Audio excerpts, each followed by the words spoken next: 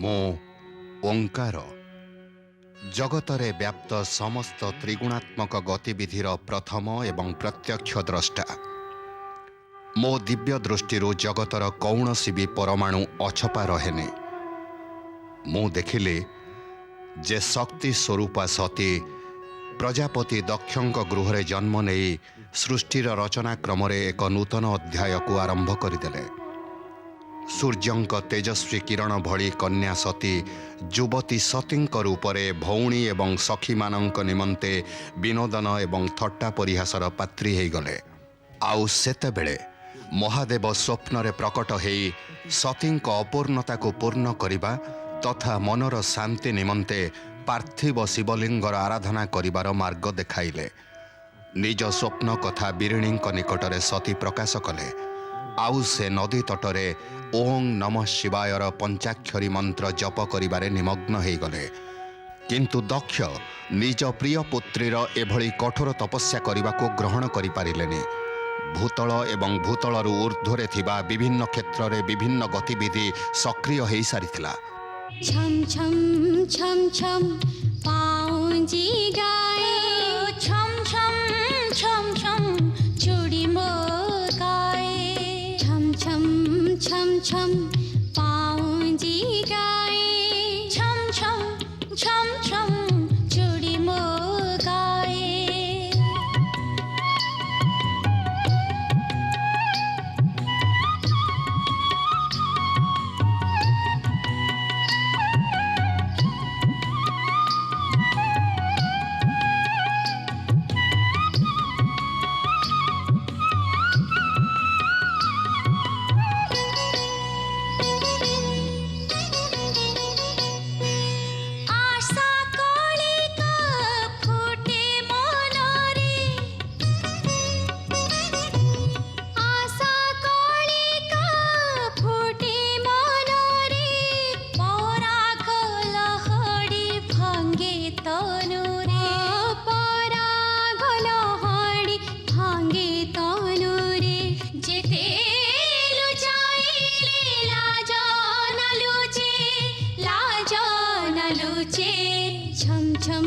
छम छम पाउजी गाए, छम छम छम चूड़ी मो गाए, छम छम छम पाउजी गाए, छम छम चूड़ी मो गाए, पाउजी गाए चूड़ी मो गाए, पाउजी गाए चूड़ी मो गाए।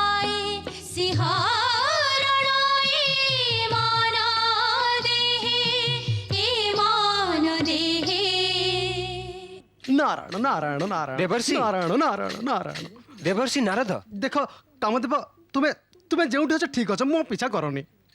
देवर्षि आपण एठाको आसिले आ तुरंत विमुख होई चली जाउछंती। ये तो देवलोकर अपमान हैला।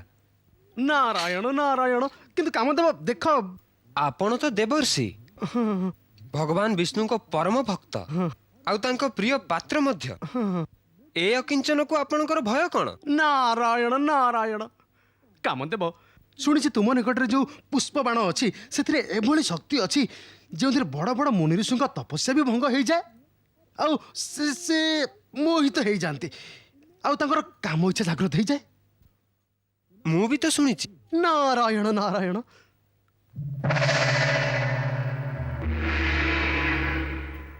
किंतु मु पुष्प बाण रे शक्ति को देखा भी चाहूची। जने सुपात्र उपरे यार प्रयोग करने को चाहूची। आउ आपण नारायण नारायण कामदेव सेमिति हो पारिबनी। मु नारायण भक्त आजन्म ब्रह्मचारी प्रयोग निमंते कौन मु ही केवल अच्छी। ये घृण्य विचार तुम्हें त्याग कर। घृण्य विचार ये आपण कौन कहते देवर्षि? जदि ये कार्य घृण्य होता तेबे कौन परमपिता ब्रह्मा मते एथिपाई आज्ञा देई थांते? आपण एते विद्वान एते ज्ञानी तथापि एतिकी कथा बुझी पारु नांती जे काम इच्छा जागृत न हेले नर नारी जणे अन्य जनक प्रति आकर्षित केमिति हेबे? आउ जदि आकर्षित न हुअंती तेबे सर्जना केमिति हब देवर्षि? तुम तर्क अवश्य ग्रहणीय। ताहले प्रथम पुष्पबाण ए स्वर्गलोकरे कौनसी उचित व्यक्ति ऊपर को छाड़ ना एमिति हेई पारे प्रयोग करू करू कौनसी नैसर्गिक सृजन हो जाई पारे। नारायण नारायण। जेउठी पूर्वरु गीत संगीत एवं उन्मादनार भावना व्याप्त होईछि सेठारे पुष्पबाण भला काहाकू प्रभावित करिब? यार शक्तिर प्रमाण देखिबाकू हेले एहार प्रयोग जणे इंद्रिय जयी आसक्ति मुक्त एवं साधुमना व्यक्ति उपरे करा जाऊ। आपण निजे तो श्रेणीभुक्त ऋषिवर आउ देखो कामदेव, मु तुमको अभिशाप देवा पूर्व मो दृष्टि दूर हो जा। नारायण नारायण। आपण तो मोर संपूर्ण कथा सुनी नाहंती। मु तो एक कथा कहूची जे आपण मते जणे एभली व्यक्तिर परिचय दियंतु जे मानवीय दुर्बलता उपरे विजय लाभ करी भगवानक ठारे लिप्त थिब। देवर्षि, एभली स्थान को तो आपणकर चलप्रचल लागी रही थाए जेउठी प्रभुंक भजन होई थाए। दया करी किछि कुहंतु ना। देवी संध्या। देवी संध्या से किए देवर्षि? जणे ब्रह्मचारिणी जे दिन राति मुनि ऋषिंक सत्संगर रही मानवीय दुर्बलता उपरे विजय प्राप्त कर सारिछंती। कामदेव, मोर संपूर्ण विश्वास अछि जे तांको उपरे तुमरे पुष्पबाण व्यर्थ ही जीव। ताहा ही तो देखिबार अछि देवर्षि। आउ हाँ, सुपात्री को अन्वेषण रे साहाय्य करिथिबा निमंते धन्यवाद। नारायण नारायण। ब्रह्मचारिणी संध्या। ओम आदित्याय नमः स्वाहा। ओम आदित्याय नमः स्वाहा। ओम आदित्याय नमः स्वाहा। ओम वैश्वनराय नमः स्वाहा। ओम वैश्वनराय नमः स्वाहा। ओम वैश्वनराय नमः स्वाहा। ओम आदित्याय नमः स्वाहा। ओम आदित्याय नमः स्वाहा। ओम वैश्वनराय नमः स्वाहा।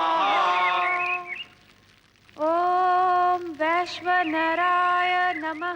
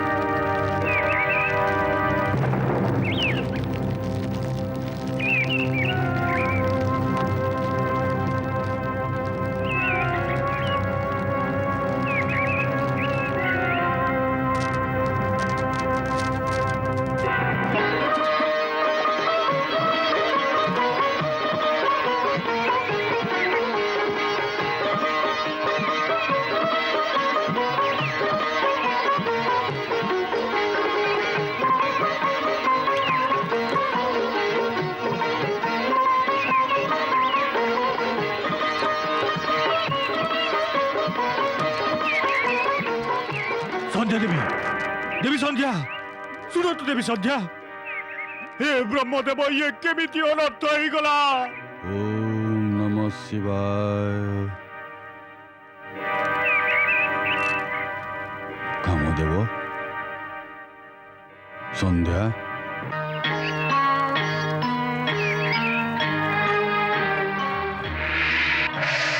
कामदेव,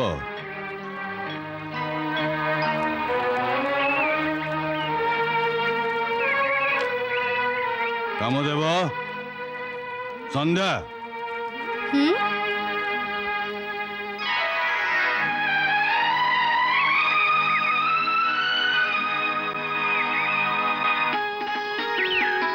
संध्या,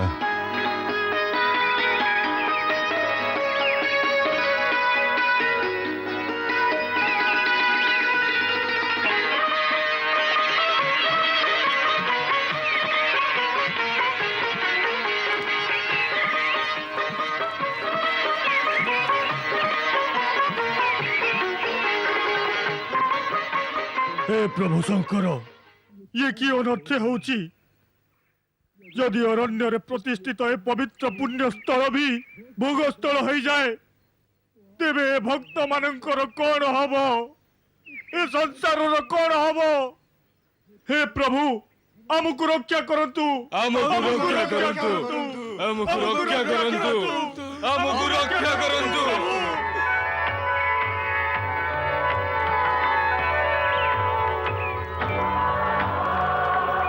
ब्रह्मदेव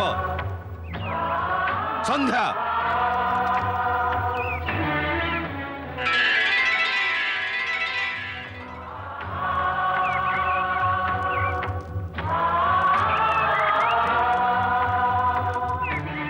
ब्रह्मदेव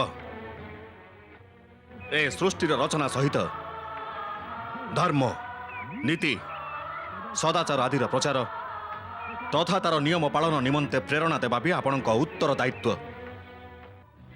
मु दुखित आपणक मानस पुत्र कामदेवत ए पवित्र वातावरण को कलुषित करिवार प्रयास करिसेंती आउ आपण निजे भी निजर मर्यादा निजर स्थान आउ निजर उत्तर दायित्व को भूली जाई ए निर्लज कार्य लिप्त हो गले आउ देवी संध्या तमे तुम चरित्र तो देवी अनेक व्यक्ति आदर्श हो जाइछि शुणी पथर हुए तो तरली जाई पारे किंतु देवी संध्यांकर ब्रह्मचारी कवच को भेद करी जड़े कामदेव तो कौन जदि 100 चेष्टा करती तिष्टि पारिबेनी किंतु तुमर बा दोष कौन जेतेबेले स्रष्टांक पाद खसी जाए सेतेबेले अनर्थ हेबा तो अवसंभावी। हे देवादिदेव सदाशिव मु निज भूल को स्वीकार करुची निज मानस पुत्र मन्मथ मनोज प्रवाद को अवलोकन करिवारे एमिति मज्जी गली जे मो निज को भी मु भूली गली मु निज कार्य पई लज्जित आ आपण को क्षमा याचना करुची।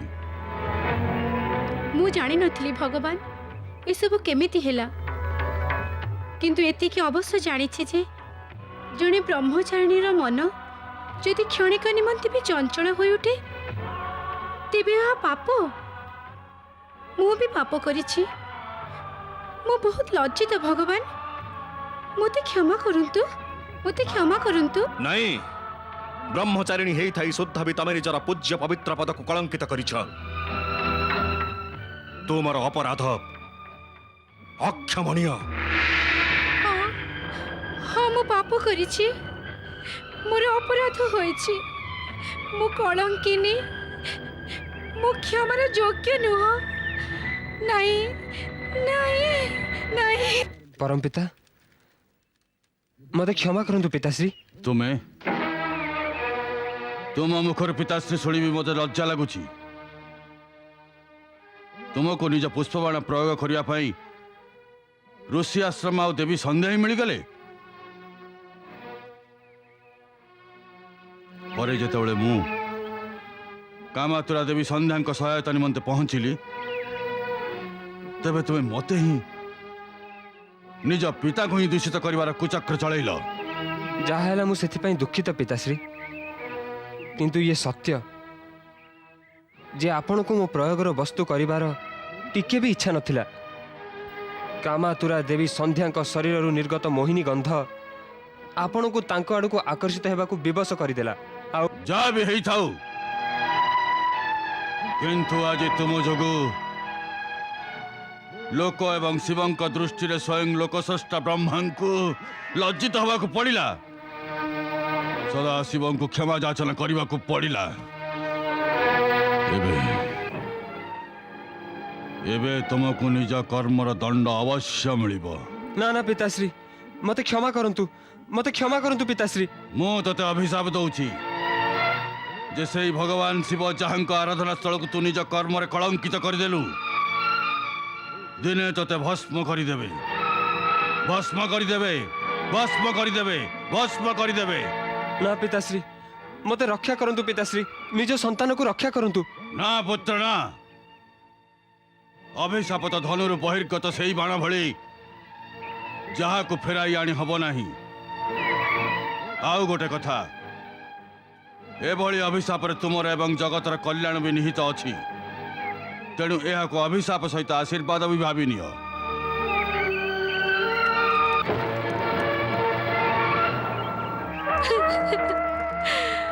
ମୁଁ ପାପିନି, ମୁଁ ଅପରାଧିନି, ମୁଁ ପାପିନି, ମୁଁ କଳଙ୍କିନି, ମୁଁ କଳଙ୍କିନି, ମୁଁ କଳଙ୍କିନି, ମୁଁ କଳଙ୍କିନି, ମୁଁ କଳଙ୍କିନି, ମୁଁ ପାପିନି, ମୁଁ କଳଙ୍କିନି, ହଁ ମୁଁ କଳଙ୍କିନି, ମୁଁ ପାପିନି, ମୁଁ ପାପିନି, ମୁଁ କଳଙ୍କିନି।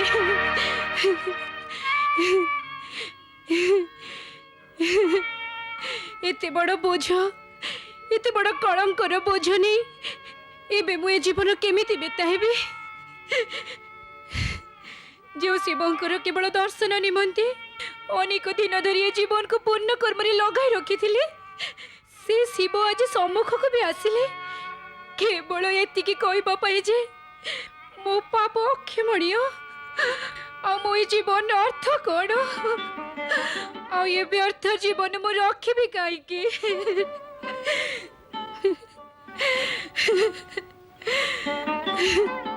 ତେଣୁ ଆଜି ମୁଁ ଏ ଜୀବନ ଅନ୍ତ କରିଦେଉଛି। ରହିଯାଅ ଦେବୀ ସନ୍ଧ୍ୟା। ଏମିତି ଭାବେ ନିଜକୁ ଅନ୍ତ କରିବାର ତୁମର କୌଣସି ଅଧିକାର ନାହିଁ। ତମେ ବ୍ରହ୍ମଦେବଙ୍କର ମାନସ ପୁତ୍ରୀ। ତମେ ନିଜ ଭୁଲର ପ୍ରାୟଶ୍ଚିତ ସେମିତି ହିଁ କରିବ ଯେମିତି ବ୍ରହ୍ମଦେବ ଚାହିଁବେ।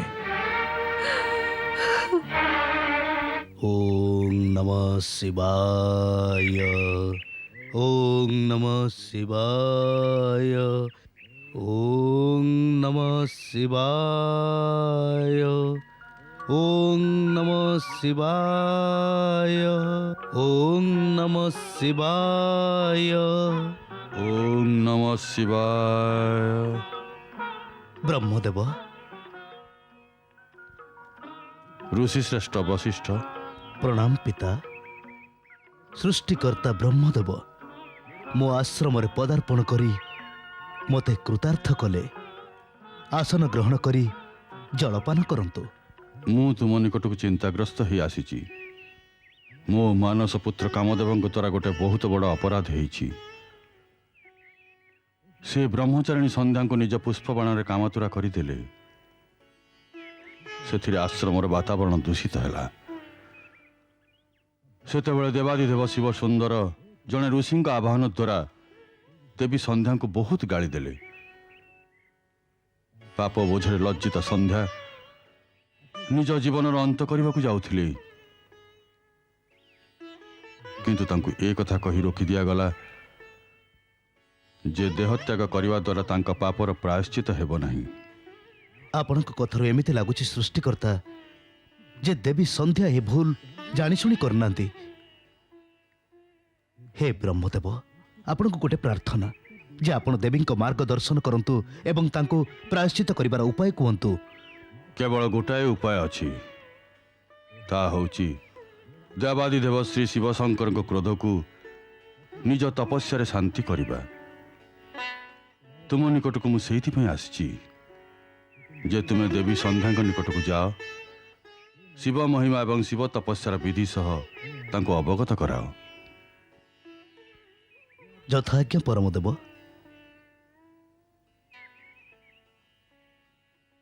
କିନ୍ତୁ ସନ୍ଧ୍ୟା ଏ ମୁହୂର୍ତ୍ତରେ କେଉଁଠି ଥିବେ? ସନ୍ଧ୍ୟା ନିଜ ଆଶ୍ରମର ସନ୍ନିକଟ ବନରେ ଗୋଟେ ପର୍ବତ ଉପରେ ବସି ଅଶ୍ରୁ ଝରଉଥିବେ।